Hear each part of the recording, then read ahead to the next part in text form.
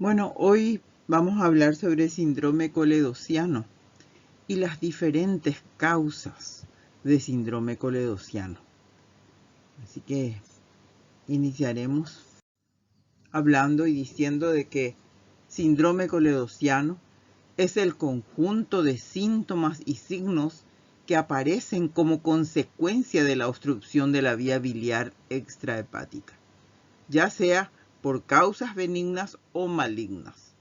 Por lo tanto, es una colestasis extrahepática.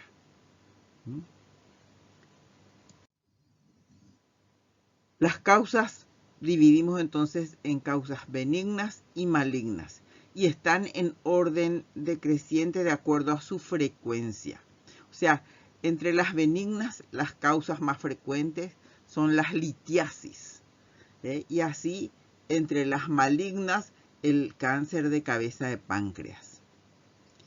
Y así vamos enumerando una cantidad de patologías que pueden ser causa del síndrome coledociano, ¿no?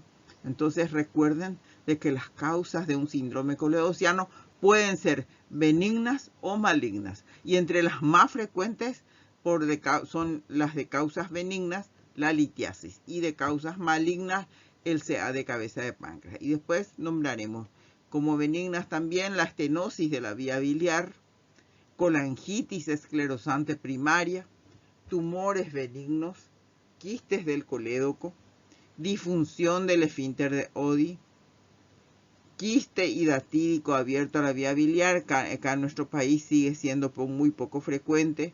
También la presencia de ascaris lumbricoides en la vía biliar principal. Y así. Entonces, después tenemos las causas malignas, CA de cabeza de páncreas como primera causa, la más frecuente.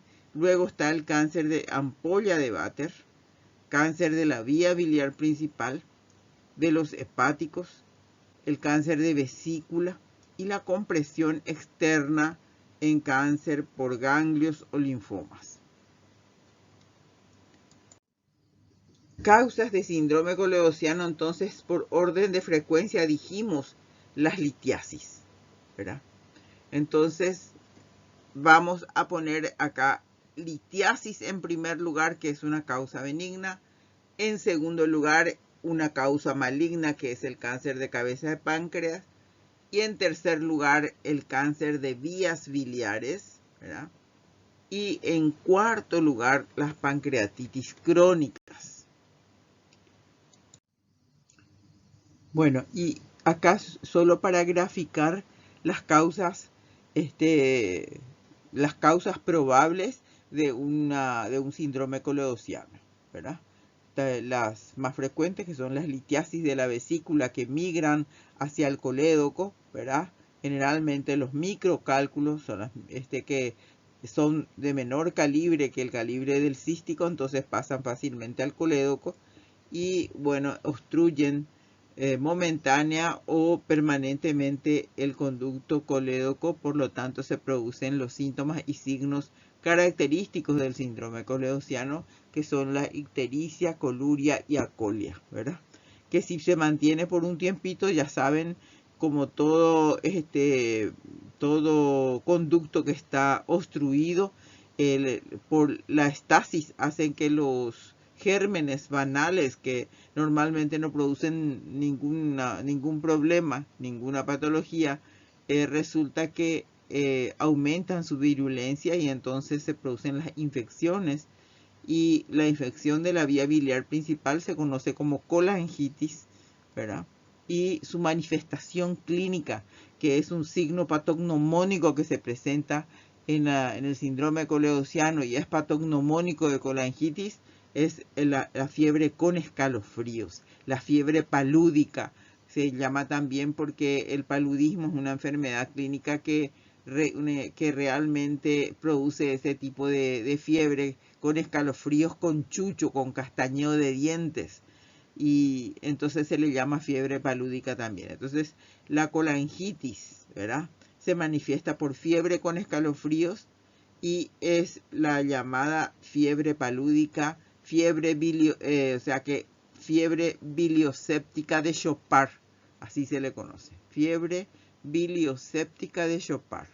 Su nombre dice todo, ¿verdad? Entonces, le da una manifestación de fiebre con escalofríos en el cuadro clínico. Ustedes ya pueden decir de que en un paciente ictérico que tiene este síntoma de fiebre con escalofríos, entonces está con una colangitis, una infección de la vía biliar principal. Luego tenemos acá pueden ver cómo está el páncreas, ¿verdad? En la cabeza del páncreas, cuando tiene una tumoración en la cabeza del páncreas, esta tumoración va apretando, englobando al colédoco, y entonces se va comprimiéndole, cerrando, apretando desde fuera, ¿verdad? Por fuera al colédoco, y por lo tanto aparecen los síntomas primero en forma prácticamente, digamos, solapada, insidiosa, sin dolor, ¿verdad? Simplemente va apareciendo la ictericia, ¿verdad? Y las manifestaciones como coluria, hipocolia primero y después ascolia franca, ¿verdad? Porque se obstruye totalmente. Y bueno, allí ya la ictericia va también progresiva en aumento y sin remisiones, porque no tiene remisiones, porque este tumor cada vez va siendo más grande, más comprime el colédoco, por lo tanto no tiene una ictericia intermitente como tiene, por ejemplo, la litiasis, que por momento está enclavada y no deja pasar completamente bilis hacia el duodeno, y que por momentos se desprende y empieza a fluctuar dentro del colédoco esa litiasis, y entonces con eso el paciente se blanquea, disminuyen todos los síntomas, desaparecen incluso y después vuelven a aparecer, ¿verdad? Por eso se llama ictericia intermitente a la que es producida por las litiasis. Y generalmente las de causa litiásica entonces debutan con dolor, o sea, un dolor intenso en epigastrio, ¿verdad? Y después de 24 a 48 horas, entonces aparece la ictericia, y generalmente se percatan todos los familiares, el mismo paciente, ¿verdad? De la aparición de cambios de color en la orina, cambios de coloración en la piel, y en fin, puede aparecer prurito. Y si luego se agrega entonces infección, entonces una colangitis, ¿verdad? Entonces se manifiesta por fiebre con escalofríos, la fiebre de tipo palúdica o fiebre bilioséptica de Chopard. Acá justamente vamos a insistir otra vez en las diferencias clínicas de un síndrome coleociano de origen litiásico o de origen neoplásico. ¿Cómo se presenta el cuadro clínico? Vemos que el cuadro clínico de un síndrome coleociano que es producida por el enclavamiento de un cálculo en el conducto colédoco se inicia con dolor en epigastrio e hipocondrio derecho. Debuta con dolor. Luego de 24 a 48 horas aparece la ictericia, que puede ser incluso intermitente, o sea, por momentos puede ser bastante notoria, y hay días en que hay momentos en el que disminuye, ¿verdad? O lo mismo la hipocolia, como les dije, es porque deja pasar un poco de bilis a los costados, siempre la litiasis, porque es multifacetada, por lo tanto no está totalmente obstruido el colédoco, hay un pequeño pasaje de bilis, entonces eso tiñe un poquitito las heces de un color amarillento, así como las heces de un bebé recién nacido, y se llama hipocolia. No llega entonces generalmente a la acolia. Y luego la coluria, ¿verdad? Que es a veces lo primero que se percata al paciente, porque el paciente, depende del color que tenga su váter, por ejemplo, le llama la atención antes o no el color de su orina, si es que se fija, ¿verdad? Entonces dice, te volvió de color guaraná o estás con un color raro, ¿verdad? O tiene olor, tiene un color parecido a la de la Coca-Cola cuando está muy obstruido. Y entonces a veces eso es lo que les trae a consultar al paciente, ¿verdad? Y el dolor también muchas veces. La fiebre aparece generalmente, si pasa un tiempo, entonces se produce la infección por estasis del conducto biliar en el conducto biliar principal y aparece entonces la manifestación de fiebre con escalofríos de tipo palúdica, ¿verdad? Entonces, sin embargo, el que es de origen neoplásico no debuta con dolor, debuta con un cuadro medio solapado, así medio un cuadro insidioso, de instalación insidiosa en la cual el paciente no se siente bien, está con problemas para digerir los alimentos, se siente cansado, se siente inapetente, ¿verdad? O sea, está asténico, anoréxico y tiene una dispepsia biliar, ¿verdad? Además, aparece de repente prurito en todo el cuerpo, ¿verdad? Y eso a veces le lleva a consultar y no se da cuenta, muchas veces no se da cuenta de que ya se está volviendo ictérico, ¿verdad? O la ictericia luego desde luego no aparece enseguida, ¿no? Es como el litiásico que en 48 horas máximo va a estar amarillo, sino que el neoplásico se instala en forma lenta y progresiva. Entonces la ictericia aparece tardíamente. El dolor también es tardío, porque ese dolor aparece ya por la distensión de la cápsula de Gleason, porque hay un aumento de la presión dentro de los canalículos intrahepáticos, ¿verdad? Como también se dilata todo el árbol biliar, los canalículos intrahepáticos están dilatados, por eso entonces hay un aumento, una distensión de la cápsula de Gleason que no es distensible, realmente no es elástica, ¿verdad? Entonces produce dolor. Y entonces el dolor es tardío. Y también la fiebre, ¿verdad? Aparece la fiebre una vez que por estasis se suma la infección. Y es la fiebre, entonces recuerden, es la fiebre con escalofríos. Muchas veces le preguntan al paciente, dígame una cosa, ¿usted tuvo fiebre, se sintió afebrado? Y él dice, no, fiebre no tuve. Pero si le insistís un poco y le decís, ¿y escalofríos no tuviste? Chucho no tuviste, porque se conoce como chucho más, el pueblo conoce así, ¿verdad? Entonces, ¿vos no tuviste chucho? Sí, tuve chucho, mucho frío, me castañaban los dientes. Realmente, ellos no asocian generalmente esta fiebre con escalofríos con la fiebre, ¿verdad? Sino que dicen, tuve chucho, tuve mucho frío, ¿verdad?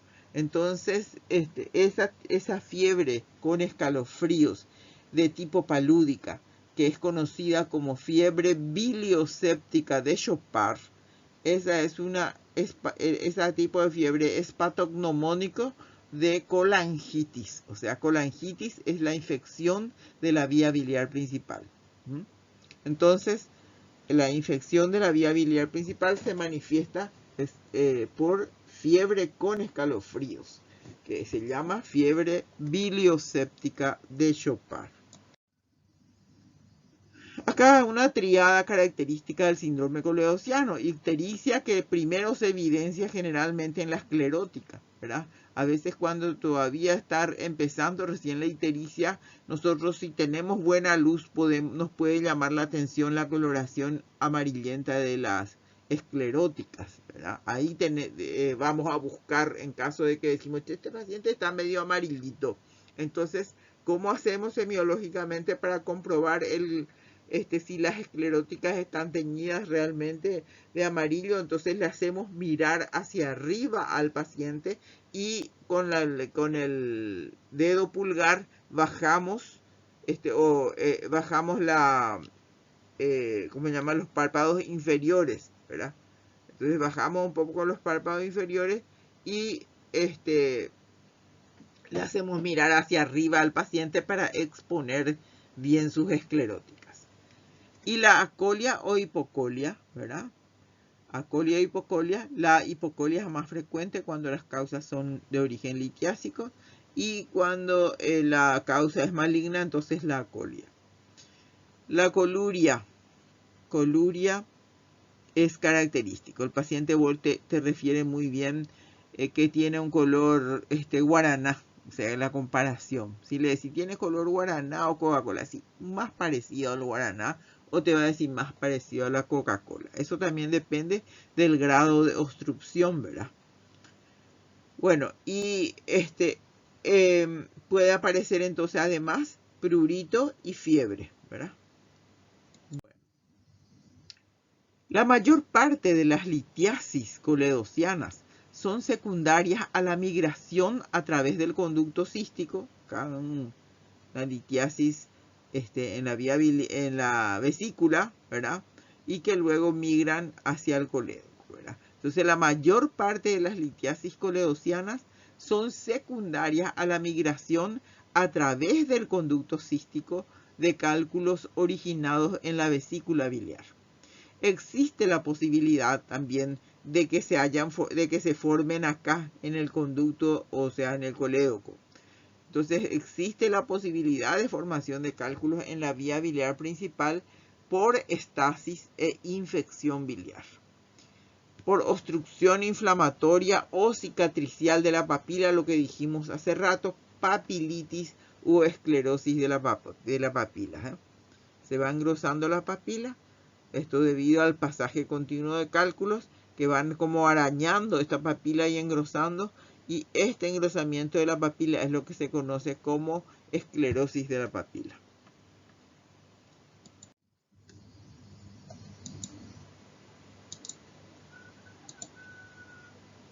Bueno, esto es solamente para recalcarles otra vez.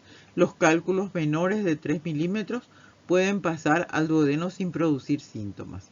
La migración repetida de los microcálculos a través de la papila produce un proceso inflamatorio crónico conocido como papilitis crónica. Esta migración frecuente de microlitiasis produce un trauma y edema de papila con obstrucción temporaria del Wirsung, lo que suele ser causa entonces de pancreatitis aguda. Recuerden entonces que la causa también más frecuente de pancreatitis aguda es la litiasis coledociana.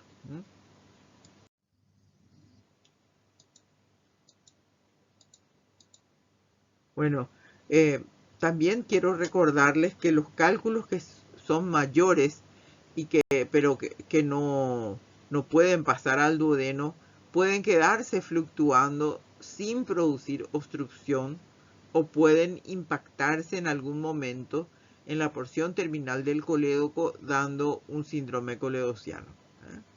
Así, por ejemplo, recuerden que aquellos pacientes que fueron operados de la vesícula, por ejemplo, en ese periodo de más o menos 2 años en el postoperatorio, de repente presentan un síndrome coledociano. Entonces, al investigar la causa, encontramos de que hay cálculos en la vía biliar principal que no se manifestaron durante esos 2 años, estuvieron asintomáticos. Entonces, hablamos de cálculo residual de colédoco, o sea que presumimos de que ese cálculo probablemente pasó durante el acto quirúrgico hacia el colédoco y quedó allí, ¿verdad? Sin producir síntomas. El 10 al 25% de los cálculos en el colédoco son asintomáticos.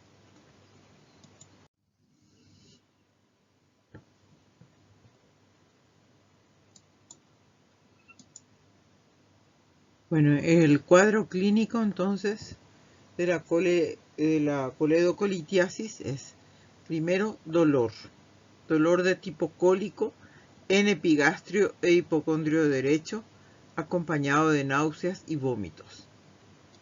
Ictericia, que pueda instalarse en 24 a 48 horas después del inicio del dolor. Lo primero que se colorea son las escleróticas, signo que aparece por encima de los 3 mg/dl de bilirrubina. Entonces, Otro síntoma sería la coluria, que es la eliminación por la orina de la urobilina, ¿verdad? Entonces, como no puede pasar hacia el duodeno, la bilis, entonces pasa a la sangre y se elimina por el riñón. Entonces, como fue urobilina. Y la acolia o hipocolia, que se manifiesta porque justamente no se pueden teñir las heces o se tiñen poquito por la escasa cantidad de bilis que pasa por los costaditos de la litiasis, ¿verdad? Como la litiasis generalmente es multifacetada, entonces por uno de los costaditos pasa un poquitito de bilis que tiñe a la materia fecal de color amarillento. Cuando la bilis del conducto obstruido se infecta, entonces origina la colangitis aguda supurativa. Esto ocurre en un 30% de los síndromes coleocianos y se presenta con la triada de Charcot, que incluye entonces dolor, ictericia y fiebre con escalofríos. Entonces, esa es la triada de Charcot: dolor, ictericia y fiebre con escalofríos, lo que puede llevar a la sepsis, agregándose entonces en este caso hipotensión arterial y confusión mental, que sería la pentada de Raynaud. Ustedes ven acá otra vez cómo se hace, bajando un poquitito con el pulgar, ¿verdad? Y le hacemos mirar hacia arriba generalmente al paciente, entonces se expone la esclerótica y con una buena luz, si es posible luz natural, se puede ver entonces la coloración amarillenta de la esclerótica, incluso con 3 de bilirrubina. Acá también en la piel amarillenta se puede comparar con la piel de 1, pero con buena luz entonces se puede identificar bien. Pero el primer síntoma que el paciente se percata generalmente no es la ictericia. La ictericia ya después los familiares le refieren al paciente, le dice que pero vos estás todo amarillento. Entonces ahí recién se da cuenta a veces. Acá lo que les llama la atención primero al paciente es que su orina cambia de color, se vuelve de un color medio amarronado, claro, que es tipo guaraná, o cuando más cerrado esté el conducto y lleve más tiempo, entonces se va convirtiendo en coluria, con un color de la Coca-Cola. Acá las heces de color blanquecino, prácticamente blanco grisáceo, que es la colia. Completamente no se tiñen las heces. Y el prurito también aparece por impregnación de la bilis en la piel. Y bueno, en el síndrome coleociano por cáncer de cabeza de páncreas, entonces podemos encontrar un hígado doloroso aumentado de tamaño, ¿verdad? Y podemos también palpar la vesícula, ¿verdad? Que sería el signo de Courvoisier-Terrier. En un paciente entonces con ictericia, en la que se palpa una tumoración acá por debajo del hígado, en hipocondrio derecho, que es móvil, que tiene una forma redondeada, ¿verdad?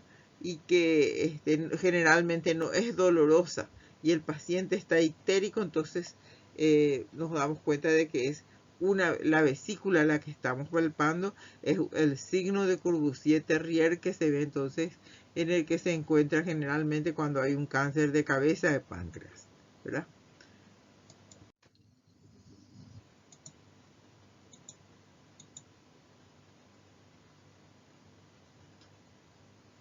Bueno, el cuadro clínico realmente es muy importante para el diagnóstico de la coledocolitiasis, y además del cuadro clínico entonces en el cual encontramos paciente con ictericia, coluria y hipocolia o acolia, ¿verdad? Podemos encontrar también fiebre y prurito, ¿verdad? Entonces el laboratorio también nos orienta ya que nos va a mostrar las bilirrubinas aumentadas a expensas de la directa, ¿verdad? Y una fosfatasa alcalina y una gamma GT también elevadas. Podemos encontrar en el hemograma leucocitosis con neutrofilia en el caso de que haya infección de la vía biliar principal, que denominamos colangitis. La ecografía entonces sigue siendo soberana para visualización de la vesícula, del contenido de la vesícula, el comprobar de que hay cálculos tanto en la vesícula como en la vía biliar principal, y también si no logramos ver el cálculo enclavado en el colédoco, podemos ver un signo indirecto que es muy importante, entonces, que es la dilatación de las vías biliares. O sea que hay un aumento del calibre del colédoco, que normalmente es hasta 7 milímetros. En este caso, cuando está dilatado, está más dilatado que 7 milímetros, entonces pensamos de que hay una obstrucción en la porción terminal del colédoco, que de acuerdo a los síntomas, cómo se hayan presentado, cómo se iniciaron los síntomas, se inició con dolor el cuadro, la ictericia apareció en 24 a 48 horas después, vamos a sospechar de que es debido a una litiasis que está obstruyendo la porción terminal del colédoco, ¿verdad? Y si es que aparece en forma lenta, progresiva, aparece como un cuadro con síntomas así vagos, ¿verdad? De instalación lenta, en forma insidiosa, entonces no debuta con dolor, entonces podemos pensar en la causa más frecuente de las causas malignas, que es la neoplasia de cabeza de páncreas, o sea, un cáncer de cabeza de páncreas. La colangioresonancia también es buena para hacer diagnóstico, aún en aquellos pacientes que están en mal estado general, o los que tienen alergia a los medicamentos, sobre todo a los contrastes, como la mayoría usa yodo, ¿verdad? Entonces se puede usar la colangioresonancia si contamos con ella, sobre todo, y le consideramos todavía un método diagnóstico muy bueno y no invasivo. O sea que recuerden siempre que nosotros utilizamos los métodos de diagnóstico generalmente empezando por los no invasivos y luego vamos a los invasivos, como son la colangioresonancia magnética nuclear, en la cual ya invadimos al paciente. Hacemos una endoscopía que canaliza la papila, ¿verdad? Se introduce canaliza el colédoco a través de la papila, se introduce un catéter, ¿verdad? Que introducimos en la papila en la segunda porción del duodeno, y a través de ella introducimos contraste en la vía biliar principal, ¿verdad? Y con eso podemos ver todo el árbol biliar, y si hay alguna tumoración dentro del canalículo, o si hay una compresión externa, se suele visualizar incluso la vesícula, ¿verdad? Y el contenido de la vesícula y las vías biliares intrahepáticas. Y en caso de que la causa sea un cálculo, entonces podemos hacer una papilotomía. Un corte es una cirugía a través del endoscopio con un corte que se hace a la hora 11, que es donde coincide la pared del colédoco con la pared del duodeno. Entonces ahí se suele hacer un cortecito que se llama papilotomía. Y ¿qué hacemos con eso? O sea, estamos consiguiendo entonces que haya un mejor drenaje del colédoco hacia el duodeno al abrir esa papila, que muchas veces, como les expliqué antes, está inflamada, está esclerótica por el pasaje continuo de los calculitos. Luego la colangiografía intraoperatoria es otra de las opciones que tenemos en caso de que no se haya logrado extraer todos los cálculos con la colangioresonancia, o por algún motivo no se pudo realizar esto. Entonces tenemos la opción de llevarlo a quirófano y hacer una cirugía con una colangiografía intraoperatoria que es 98% efectiva. Esto hasta hace poco se hacía siempre por vía abierta, pero actualmente, habiendo cirujanos que tienen mucha experiencia por vía laparoscópica, también logran hacer efectivamente esta colangiografía, ver si hay cálculos en el interior del colédoco y se puede introducir unos exploradores del colédoco, en el colédoco, una canastilla de dormia también para extraer el cálculo del colédoco, y se deja generalmente una sonda en T o una se puede dejar también un drenaje a través del cístico, ¿verdad? Y la coledocoscopía también es otro método diagnóstico que podemos utilizar en el quirófano para tratar de evitar dejar cálculos residuales en el colédoco. Entonces, este es un aparato que tenemos desde hace muchísimos años. En la época de mi residencia, 40 años atrás, ya teníamos en IPS el coledocoscopio, que es un fibroscopio, prácticamente que es blando. Había también uno que era duro, así, ¿cómo se llama? Más rígido. Y después vinieron los blanditos, que son como una endoscopía que se hace a través del conducto cístico, ¿verdad? O si hace falta, se abre, si el colédoco está dilatado, se puede abrir el colédoco, porque si no, no es conveniente abrir un colédoco que está fino por la estenosis que pueden crearse después por la cicatriz. Entonces, lo importante es, si es necesario abrir el colédoco porque está realmente dilatado y sentimos por la maniobra de Kocher que hacemos en el quirófano, tocamos allí en la porción terminal de que hay probablemente litiasis que están quedando y no podemos eliminar bien, entonces podemos, no tenemos la certeza, entonces podemos meter el coledocoscopio y comprobar ahí con visión directa, ¿verdad? Y bueno,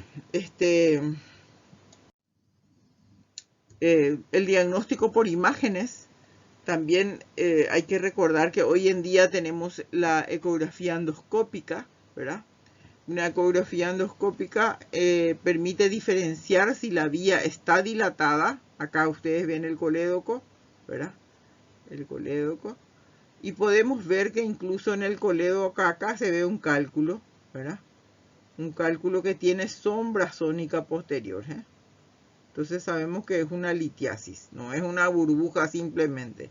Esto se ve acá, entonces el colédoco dilatado, y acá en el colédoco se observa una imagen que es ecorrefringente y tiene sombra sónica posterior. Esto es una ecografía endoscópica, ¿verdad? Y se puede ver entonces todo el colédoco, y también podemos ver las características de la vesícula con la econdoscopía. Inclusive se puede ver, como les digo, la presencia de litiasis. La tomografía axial computarizada tiene una mayor sensibilidad que la ecografía, pero no se usa por razones de costo-beneficio generalmente. Se indica ante sospecha de obstrucción de tipo neoplásica. Entonces aprovechamos en todo caso para utilizar cuando tenemos sospecha de que la causa sea una neoplasia. La taca abdominal confirma a nivel del bacinete de la vesícula una imagen de tinte cálcico. Acá se ve una imagen de tinte cálcico de 25 milímetros de diámetro y un engrosamiento parietal de la vesícula asociado a otra imagen hipodensa en el segmento 4 del hígado. La colangioresonancia permite estudiar órganos y sistemas con fluidos en movimiento. Esto es lo que hace rato les nombré, ¿verdad? Se puede estudiar órganos y sistemas con fluidos en movimiento. No requiere administrar ningún tipo de contraste oral o intravenoso. Y acá ustedes ven cómo se tiñe todo el árbol biliar intrahepático, el colédoco dilatado, la vesícula con un calculito acá. Acá también vemos la vesícula, vemos el árbol biliar intrahepático, y vemos acá todo el colédoco dilatado, y en el extremo del colédoco vemos una amputación así brusca como una imagen en copa de champán. Se nota que hay un cálculo ahí. Acá también se ven cálculos en el interior del conducto, y acá tenemos a mayor aumento cómo se tiñe en una colangioresonancia. Se tiñe muy bien toda la vesícula, se ve en su interior cálculo, un cálculo enorme, otros medianos, ¿verdad? Se ve toda la vía biliar teñida, incluso el duodeno acá. Se ve los hepáticos, derecho e izquierdo, el colédoco bastante dilatado, y un cálculo acá en su interior que está fluctuando, y otro que está impactado en la porción terminal del colédoco. Tiene una imagen de copa de champán invertida. La colangiopancreatografía retrograda endoscópica es una técnica invasiva que permite realizar diagnóstico y tratamiento de litiasis coledoasiana. A través del endoscopio se llega hasta el duodeno. Una vez allí se penetra la ampolla de Vater y se ingresa a la vía biliar. Se visualizan los cálculos, se puede extraerlos, aunque no en todos los casos, y tiene mayor seguridad cuando la vía biliar está dilatada, ya que hay menos riesgo de perforación. Esta es una colangiopancreatografía retrograda endoscópica, que se abrevia así. Ustedes dicen CEPRE. Traten de utilizar todo el nombre generalmente. Encima que queda mejor, es más correcto. Y bueno, acá ven ustedes, este es el endoscopio. Acá a través de este endoscopio se introduce un catéter en la papila, en la segunda porción del duodeno. Se introduce y allí se inyecta contraste que tiñe toda la vía biliar, ¿verdad? El hepático derecho, izquierdo. Ven ustedes los cálculos acá adentro. Por más de que hay mucho contraste, se puede ver las imágenes de cálculo acá. Ven cálculos. Y bueno, se tiñe todo el colédoco. Se puede ver la dilatación del colédoco y los cálculos en su interior. Por ejemplo, es un quiste de colédoco con panlitiasis coledociana. Se hace una colangiopancreatografía retrógrada y se detecta un paciente que estuvo en el puesto 3 de cirugía internado durante un tiempo, en donde le estuvieron haciendo los estudios, y se comprobó esto que ven ustedes, un gran quiste de colédoco con cálculos enormes, ¿verdad? Y también en los hepáticos, mirá, y en los canalículos intrahepáticos que están súper dilatados. El paciente presentaba múltiples litiasis, de todos los tamaños. Acá un poco más grandes, estos son un poco más pequeños, pero tampoco son tan pequeños. Y ven ustedes una enorme dilatación de todo el árbol biliar. El paciente no tenía muchos síntomas. El paciente estuvo mucho tiempo, se ve que con toda esta afección y sin síntomas. La colangiografía transcístico se hace por CBL, ¿verdad? Ustedes ven acá cómo está clipado el cístico, y por debajo del cístico, entonces a través de una aguja se hace pasar un catéter, ¿verdad? Se punciona con una aguja por debajo del clip, y allí se inyecta contraste y se tiñe toda la vía biliar. Esto es para observar si realmente no quedan cálculos residuales, ¿verdad? Entonces acá ven ustedes el catéter que se introduce a través de la aguja, que acá se punzó, y ahí se inyecta el catéter. Después de eso se vuelve a pinzar acá y se deja. Entonces, o podemos dejar, si tenemos algún deseo de volver a hacer otro estudio posterior en el postoperatorio, entonces podemos dejar en el cístico esto. Pero, o si no, se clipa o se liga acá y se acabó el problema. Nos quedamos con la seguridad de que no quedaron cálculos en el colédoco. Esta también es una colangio intraoperatoria que se hizo por vía abierta, Y acá vemos como hay una gran dilatación del colédoco, enormemente dilatado, y el cálculo acá en copa de champán invertida es la imagen que se ve. Está enclavado este gran cálculo en el tercio inferior del colédoco. Ven ustedes, todo el árbol biliar entonces está teñido y realmente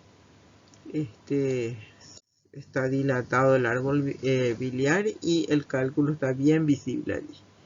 El diagnóstico se realiza siguiendo los siguientes pasos: la ecografía hepatobilión pancreática, luego colangio-resonancia magnética nuclear, que permite de manera no cruenta la observación de la región retropancreática y establecer el diagnóstico definitivo, ¿verdad? En el caso de que dudemos de que la causa sea litiásica, ¿verdad? Desde luego recurrimos entonces a la colangiopancreatografía, que nos va a permitir ver la tumoración si asienta en el páncreas o si hay ganglios que están detrás del páncreas que son los causantes de la compresión del colédoco.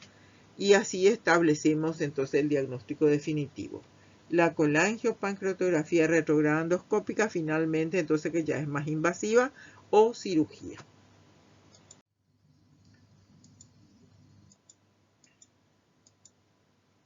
El tratamiento se debe realizar tanto en los sintomáticos como en los asintomáticos una vez que tenemos el diagnóstico. Entonces, con eso evitamos las complicaciones que pueden ser pancreatitis, colangitis y la obstrucción.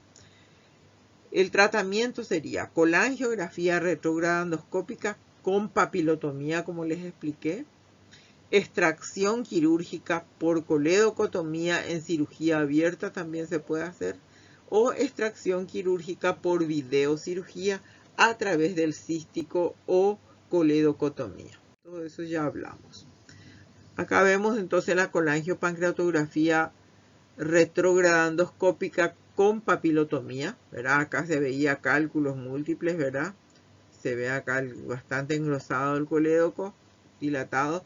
Y ven ustedes, luego de la papilotomía, entonces se empieza a eliminar los cálculos, con una canastilla de Dormia, se llama, que se pone a través del endoscopio. Se hace pasar una canastilla que le engloba a cada cálculo y le va extrayendo.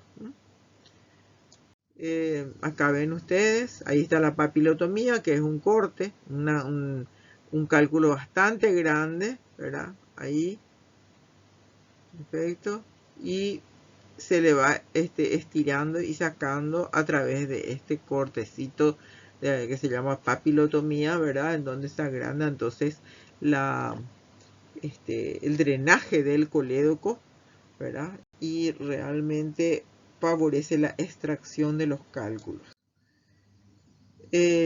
O la cirugía que se realiza cuando no se pueden extraer los cálculos por la colangiopancreatografía retrógrada endoscópica.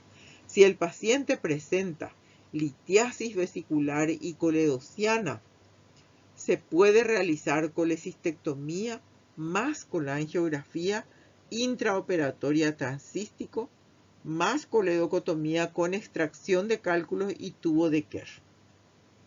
Ya les dije esto, ya hablamos, la extracción transcístico, ¿verdad? Bueno, la coledocotomía es así.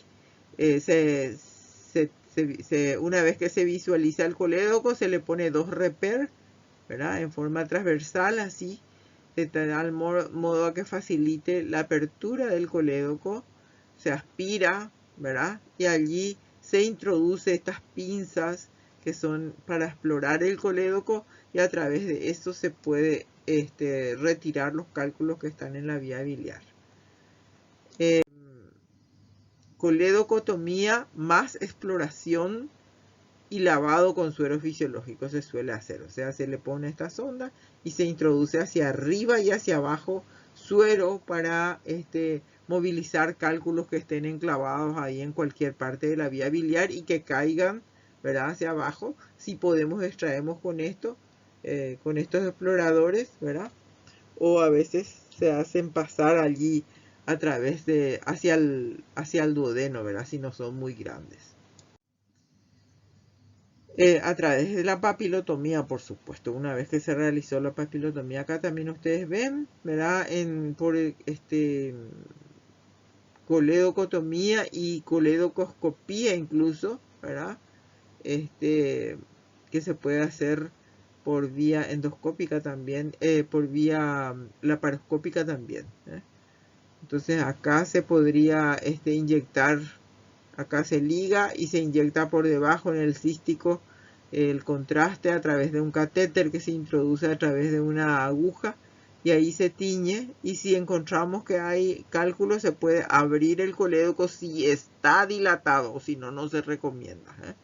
Si está dilatado el colédoco, porque esto puede dejar una cicatriz que después estenosa el colédoco y puede ser más grave. Entonces, ¿qué hacemos? Si está dilatado, se abre el colédoco, se llama coledocotomía, y se introduce a través de esto, ¿verdad? El coledocoscopio, que es realmente un fibroscopio, como un endoscopio para la vía biliar, y ahí podemos visualizar directamente hacia arriba primero y después hacia abajo, y tenemos que tratar de introducir a través de esto la canastilla de Dormia para la extracción. O la coledocotomía por vía abierta con drenaje en tubo de Kerr. Este es el tubo de Kerr, es como una,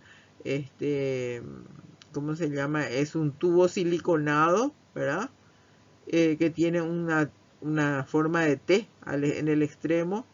Se corta acá en el medio, o sea, se le hace un sacabocado, digamos, y se corta también así abriendo a lo largo, se recorta un poquitito para que quede bien abierto, para que no se obstruya, ¿verdad? Que no sea muy fino esto. Por eso se abre entonces acá, ustedes ven como acá está abierto, ¿verdad? Y se le hace esta imagencita también acá, se le saca un pedacito acá como para que facilite la introducción, ¿verdad? La introducción dentro del colédoco. Y así queda instalado. Ven las ramas, una rama hacia arriba y otra hacia abajo, y se sutura otra vez acá a los costados para que no haya fuga a través de esto. Y allí se inyecta el contraste y se puede ver acá, por ejemplo, se ve que quedaron cálculos arriba en el hepático derecho, también en el hepático izquierdo, ¿verdad? Y bueno, esos generalmente se va a tratar de extraer.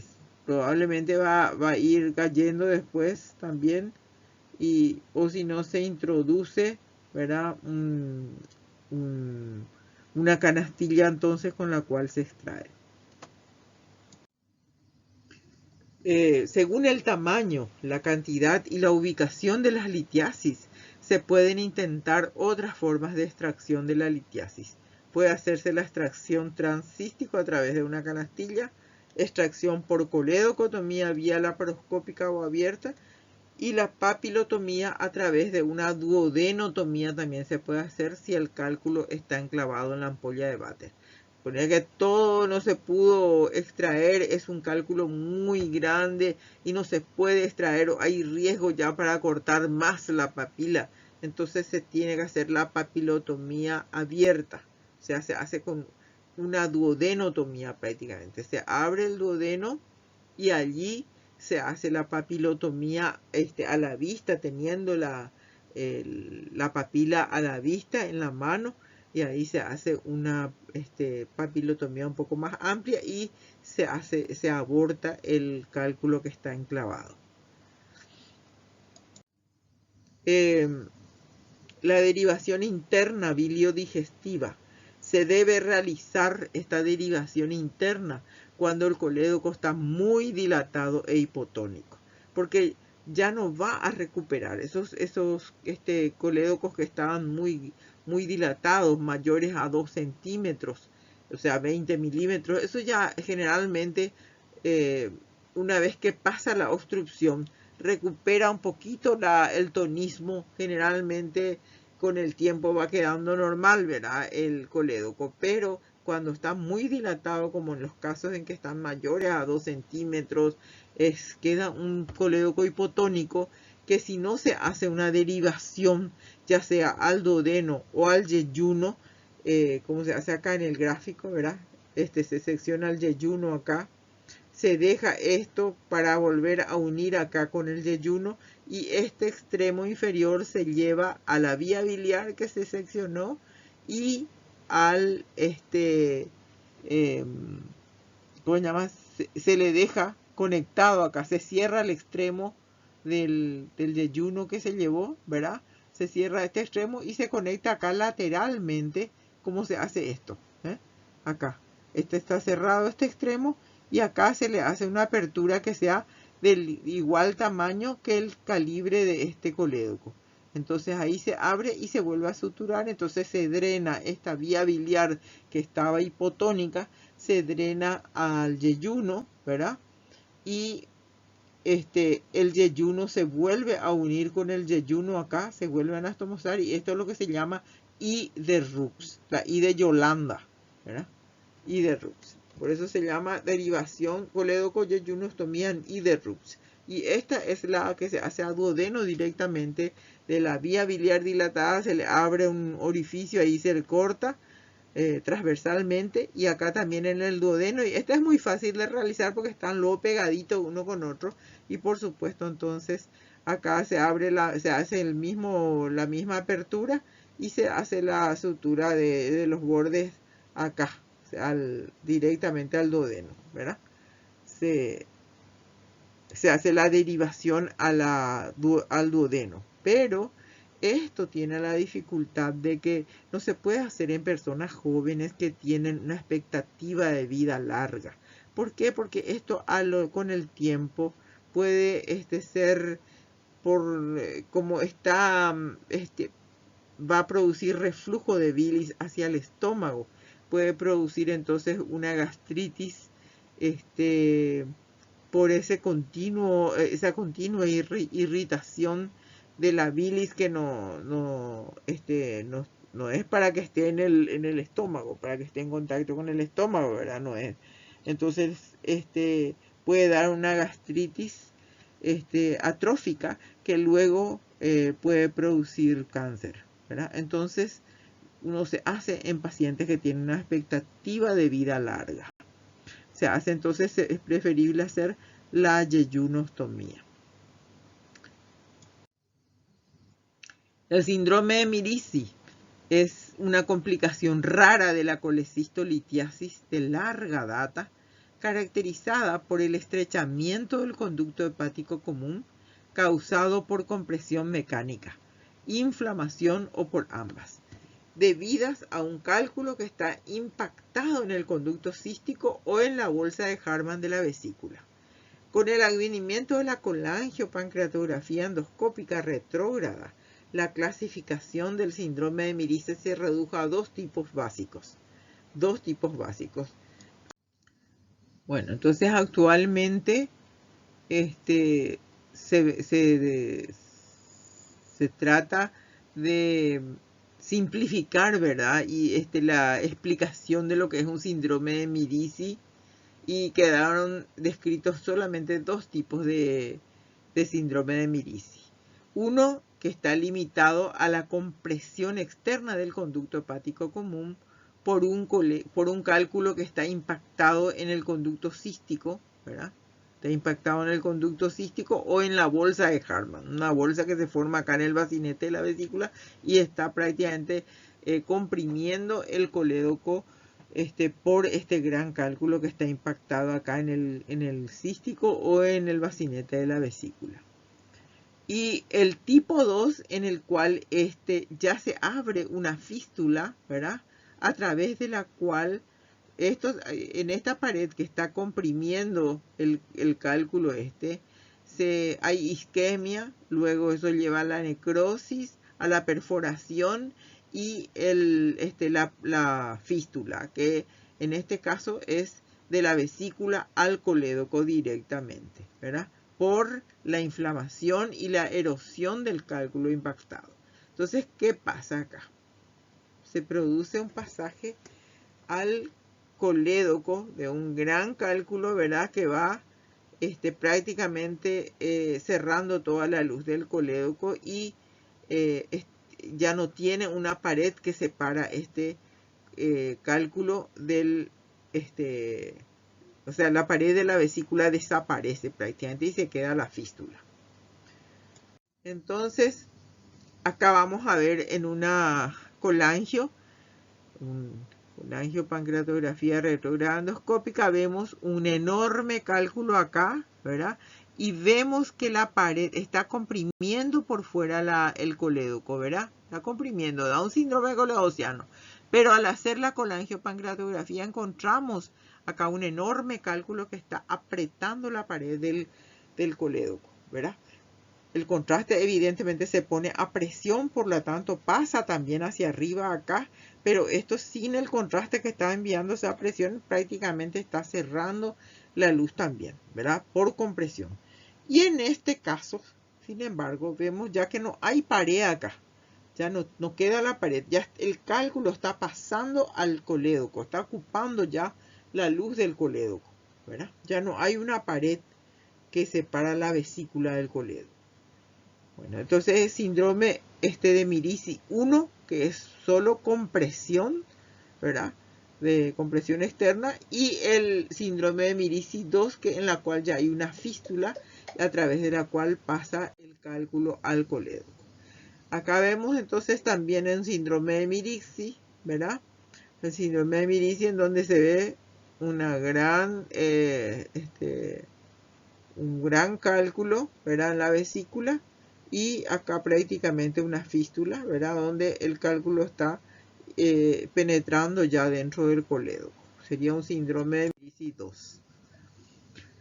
Se nombran también otras causas benignas de síndrome coledociano, como serían los ascaris lumbricoides, que en nuestro país ustedes saben que la parasitosis es todo un tema. Entonces, los ascaris no es raro que se metan en cualquier conducto que encuentren. Así a veces incluso se meten en los pulmones. Y acá ya ven, está ocupando la luz del colédoco, se puede visualizar el ascaris. O puede ser un quiste hidatídico, ¿verdad? Que es enorme y está comprimiendo la vía biliar o en el hígado. Y la extracción acá es como se va extrayendo el cálculo, el ascaris quiero decir, del colédoco. Acá. Van sacando el ascaris del colédoco. Extraen igual que cualquier otra cosa que se encuentre allí, ya sea cálculo o lo que sea, a través de una colangio. Este es un esquema nomás para mostrar de por qué un tumor en la cabeza de páncreas, ¿verdad? Engloba al colédoco, ¿verdad? Y comprime por fuera al colédoco y empieza apretándole un poquito, después cada vez más, hasta que llega a obstruir completamente. Cabeza de páncreas, acá, la situación del páncreas. Y de inicio, lo característico entonces que sea un síndrome coledociano de inicio insidioso, con síntomas inespecíficos del tipo de dispepsia, astenia, anorexia y pérdida de peso. La ictericia progresiva, sin remisiones, la bilirrubina aumentada a expensas de la directa y con valores muy por encima de los que encontramos en el síndrome coledociano de origen litiásico. Eso es característico de un cáncer de cabeza de páncreas, porque la compresión se va haciendo en forma progresiva, pero ya no tiene remisiones. Entonces cada vez es más intensa y llega a subir la bilirrubina realmente a valores a veces hasta de 40, ¿verdad? A expensas de la directa siempre, pero valor de la bilirrubina a veces incluso siempre por encima de 20 y puede llegar a veces a 40, ¿verdad? El dolor, si aparece, es tardío por hepatomegalia. La vesícula palpable es signo de Corbusier-Terrier, ¿verdad? Patognomónico de cáncer de cabeza de páncreas y de los procesos malignos de la región ampular y periampular también. Acá los ampulomas, entonces, recuerden que suele también producir síndrome coledociano, ¿verdad? Pero a veces no eleva tanto la bilirrubina porque esto a veces se necrosa el tumor y deja caer un poquitito de tumor y a través de esa necrosis se pierde un poco de bilis, entonces el paciente a veces también hace una ictericia intermitente, ¿verdad? Por eso a veces no está tan ictérico, porque se va necrosando el tumor y eliminando así tejido, ¿verdad? Y entonces deja pasar allí un poco de bilis hacia el duodeno. Podemos encontrar ascitis, sobre todo en los casos avanzados. Indica también eso, si hay ascitis, sospechamos de que ya hay una siembra peritoneal y que va a ser irresecable. Y esta es la cirugía de Whipple, la técnica de Whipple que se llama también duodenopancreatectomía, que es una cirugía de gran envergadura que se realiza frecuentemente en nuestro servicio, ¿verdad? Para el cáncer de páncreas. Y acá vemos de que en todo lo que está en gris se va a eliminar. O sea, se corta la cabeza del páncreas, se extrae una parte del colédoco, la vesícula, ¿verdad? El duodeno hasta el ángulo de Treis prácticamente, y incluso se secciona, no queda así realmente, queda acá seccionado el estómago, porque se saca el antro, ¿verdad? Y luego todo esto se va a, se trae el yeyuno, ¿verdad? Vieron que acá se seccionó hasta el ángulo de Treis. Y este yeyuno que quedó acá distal es el que se lleva arriba y se une acá entonces primero a lo que sobra del páncreas. O sea que el páncreas, el cuerpo de páncreas y la cola de páncreas se anastomosan con esta asa yeyunal y entonces drena el contenido del páncreas directamente en el yeyuno acá. Acá se hace una apertura de este mismo yeyuno para que se comunique, o sea, se hace una anastomosis con el colédoco. Por lo tanto, la bilis va a drenar directamente en esta asa yeyunal y el estómago que sobró también, el estómago, el resto del estómago también se hace una abertura acorde a la que tenemos acá y se sutura entonces directamente al yeyuno. Esa es la duodenopancreatectomía por la técnica de Whipple. Y bueno, y cuando tenemos un síndrome coleociano, franco, también con todas las características de lo que tiene el síndrome coleociano, pero hacemos una ecografía y vemos que el colédoco está finito, está normal, y sin embargo el paciente está ictérico, francamente ictérico, y tiene síntomas además como pérdida de peso y todo lo que se produce, además del síndrome coledociano, lo que se produce cuando hay una tumoración que está consumiendo muchas calorías, ¿verdad? Entonces, tenemos que pensar en el tumor de Klatskin. Este tumor es un colangiocarcinoma que se forma, generalmente aparece acá en la unión de los hepáticos derecho e izquierdo, ahí. Entonces, estos son realmente constituyen el 10% de todos los tumores hepatobiliares. Entonces, en estos casos tenemos que pensar en un Klatskin, tumor de Klatskin. Y este tumor de Klatskin se divide en 4 tipos, ¿verdad? Y el segundo se divide realmente en 2, en A y B. El tipo 4 también se divide en A y B. O sea que son diferentes formas, o sea, de acuerdo al lugar en donde asienta dentro de este árbol biliar, dentro de acá cerca del hepático, se hace la clasificación. Esto no es tan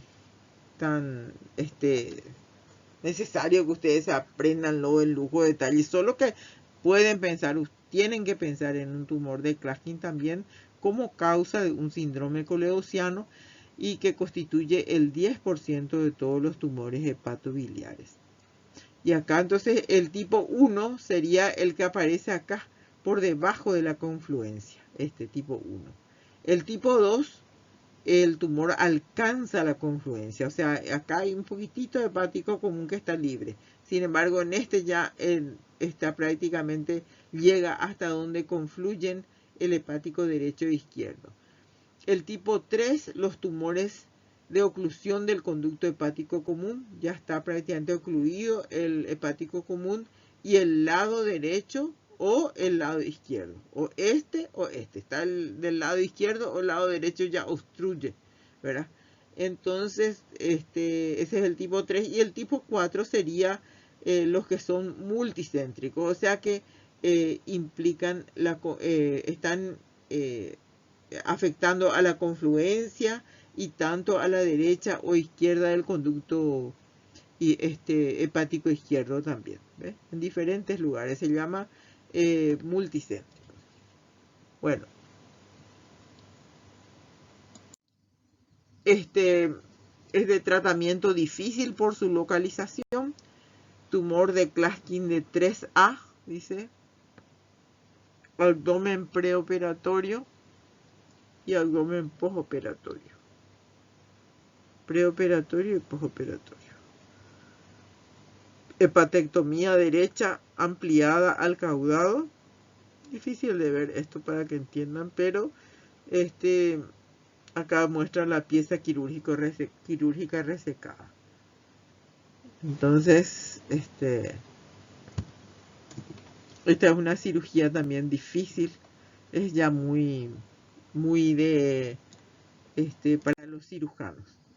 Y bueno, acá terminó entonces lo que quería decirles sobre las diferentes causas de síndrome coledociano que tenemos que tener en cuenta como etiología, ¿verdad? Y cómo vamos a diferenciar uno de otro, generalmente por la historia clínica, ¿verdad? Que ya nos da datos, y luego los métodos auxiliares de diagnóstico, empezando con la ecografía, ¿no? Bueno, ya hablamos suficiente. Por hoy les dejo entonces. Un abrazo a todos.